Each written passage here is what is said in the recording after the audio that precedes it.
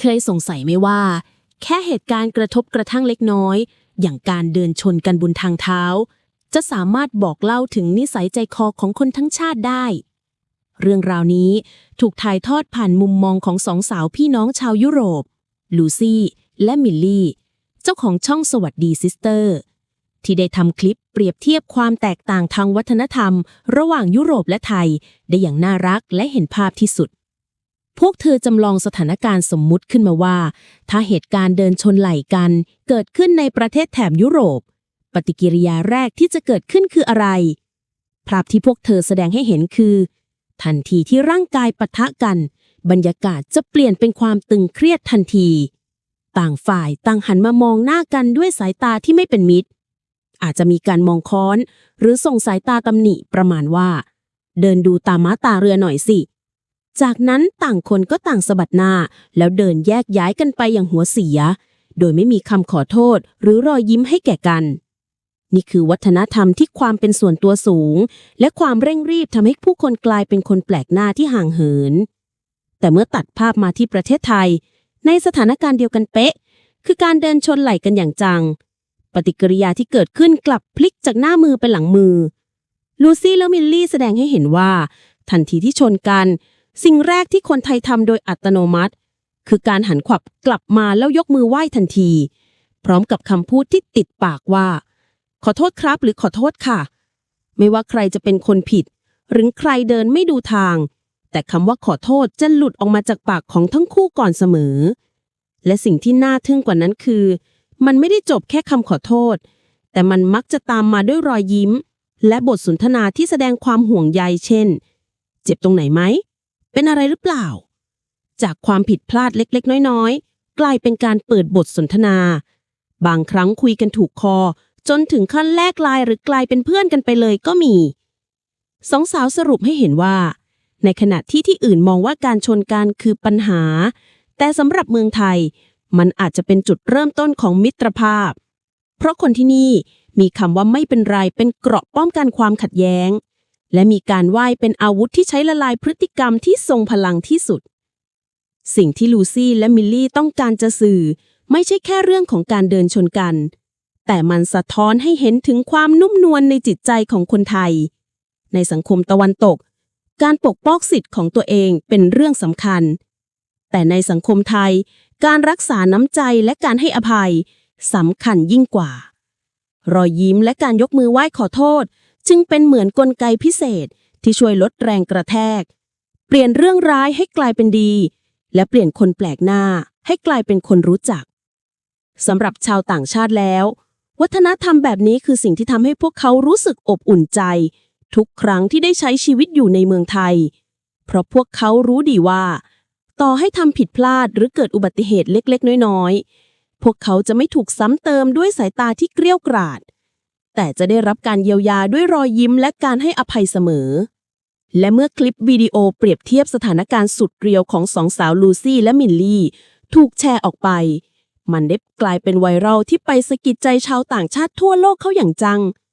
ช่องคอมเมนต์จึงกลายเป็นพื้นที่ระบายความในใจของผู้คนจากฝั่งตะวันตกที่ต่างเข้ามาสารภาพถึงความตึงเครียดในสังคมเมืองของตัวเอง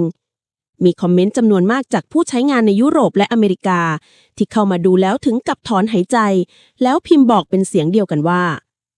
คลิปนี้คือเรื่องจริงที่สุดมันจริงจนน่าเจ็บปวด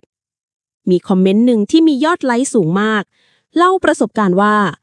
ในเมืองใหญ่ที่ฉันอยู่การเดินบนทางเท้ามันเหมือนกับการทำสงครามเย็นทุกคนเดินด้วยความเร่งรีบใส่หูฟัง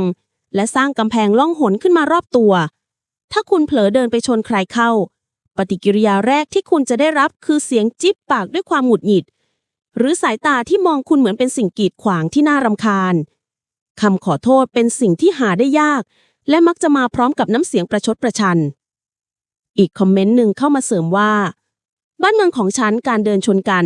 อาจนำไปสู่การโต้เถียงที่ยืดเยื้อได้เลยเพราะต่างฝ่ายก็จะปกป้องศักดิ์ศรีของตัวเองไม่มีใครยอมรับว่าตัวเองเดินไม่ดูทางมันคือวัฒนธรรมของการไม่ยอมแพ้แม้แต่เรื่องเล็กน้อยบนถนนแต่สิ่งที่น่าสนใจคือชาวต่างชาติกลุ่มนี้แหละที่เมื่อได้มีโอกาสมาสัมผัสบรรยากาศในเมืองไทยพวกเขาบอกว่ามันเหมือนโลกที่กลับตาลปัตร มีนักท่องเที่ยวท่านหนึ่งแชร์ประสบการณ์ว่าครั้งแรกที่ผมเดินชนกับคนไทยในกรุงเทพผมเกรงตัวเตรียมพร้อมสำหรับการปะทะคารม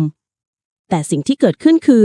ผู้ชายคนนั้นหันมายิ้มแย่ๆให้ผมแล้วยกมือไหว้ซ้ำๆวินาทีนั้นความโกรธของผมมันละลายหายไปหมดเลยผมรู้สึกอายด้วยซ้ำที่เตรียมตัวจะโกรธเขานี่คือพลังของรอยยิ้มที่ผมไม่เคยเจอในบ้านเกิดของตัวเอง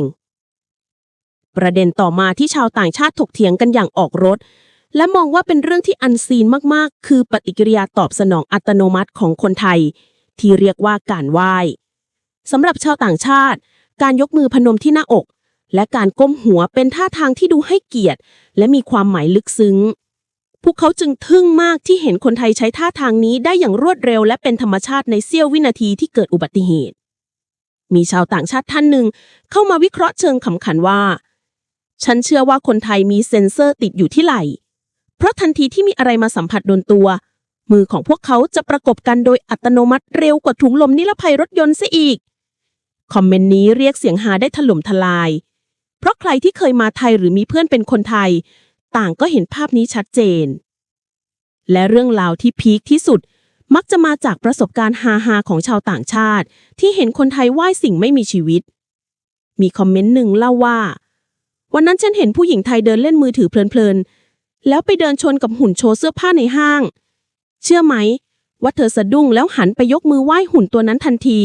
พร้อมพูดขอโทษก่อนจะรู้ตัวแล้วก็หัวเราะกับตัวเองเรื่องราวนี้กลายเป็นตำนานในช่องคอมเมนต์เพราะมันสะท้อนให้เห็นถึงความนอบน้อมและการให้เกียรติผู้อื่นมันฝังลึกในสายเลือดของคนไทยจนกลายเป็นสัญชาตญาณไปแล้วไม่ว่าคู่กรณีจะเป็นคนเป็นหุ่นหรือแม้แต่เสาไฟฟ้าถ้าคนไทยรู้ตัวว่าทำผิดสิ่งแรกที่จะทำงานก่อนสมองคือมือที่ยกขึ้นไหว้นั่นเองอีกมุมมองหนึ่งที่ชาวต่างชาติประทับใจมากคือประเด็นที่สองสาวลูซี่และมิลลี่พูดทิ้งท้ายไว้ว่าที่เมืองไทยการชนกันอาจนำไปสู่การเป็นเพื่อนกันประโยคนี้ไม่ใช่เรื่องเกินจริงในสายตาของพวกเขามีนักท่องเที่ยวแบ็คแพ็คคนหนึ่งเข้ามาแชร์ประสบการณ์สุดประทับใจว่าครั้งแรกที่ผมเดินชนกับคนไทยที่ตลาดนัดจตุจักรจนน้ำวานในมือเขาหกเลอะเสื้อนิดหน่อยผมตกใจมากแล้วรีบขอโทษแต่เขากลับยิ้มแล้วบอกว่าไม่เป็นไรแถมยังชวนผมคุยเรื่องลายเสื้อยืดที่ผมใส่อยู่ด้วยคุยไปคุยมาเขาพาผมไปแนะนำร้านเสื้อยืดร้านโปรดของเขาเฉยเลยสรุปวันนั้นผมไม่ได้มีเรื่องแต่ได้ไกด์ท้องถิ่นพาช้อปปิ้งฟรีๆมันเหลือเชื่อมากคอมเมนต์ทำนองนี้มีเยอะมากที่ยืนยันว่าคนไทยมีสกิลพิเศษในการพลิกสถานการณ์เปลี่ยนความตึงเครียดให้เป็นความผ่อนคลายชาวต่างชาติหลายคนบอกว่าคนไทยไม่ชอบความขัดแย้ง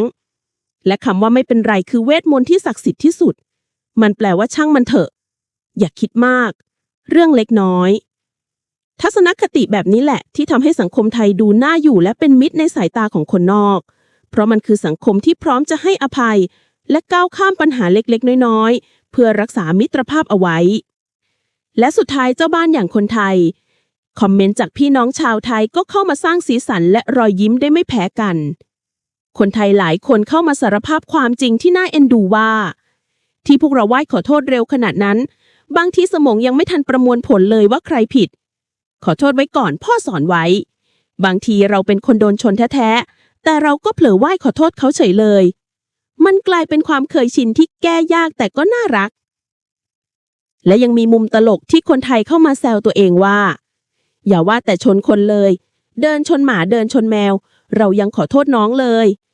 เดินสะดุดบันไดยังหันไปมองหน้าบันไดแล้วขอโทษคอมเมนต์เหล่านี้ทำให้ชาวต่างชาติได้เห็นความอ่อนโยนและอารมณ์ขันของคนไทยชัดเจนยิ่งขึ้นบทสรุปของเรื่องนี้การเดินชนกันอาจจะเป็นอุบัติเหตุทางกายภาพแต่ปฏิกิริยาหลังจากนั้นคือบททดสอบทางวิญญาณและผลลัพธ์ที่ออกมาก็พิสูจน์ให้โลกเห็นแล้วว่าหัวใจของคนไทยนั้นถูกสร้างมาให้อ่อนโยนรู้จักขอโทษและพร้อมที่จะเปลี่ยนทุกการปะทะให้กลายเป็นมิตรภาพเสมอนี่แหละคือเสน่ห์ของสยามเมืองยิ้มที่ใครๆก็หลงรักแม้แต่ในวันที่เดินชนกัน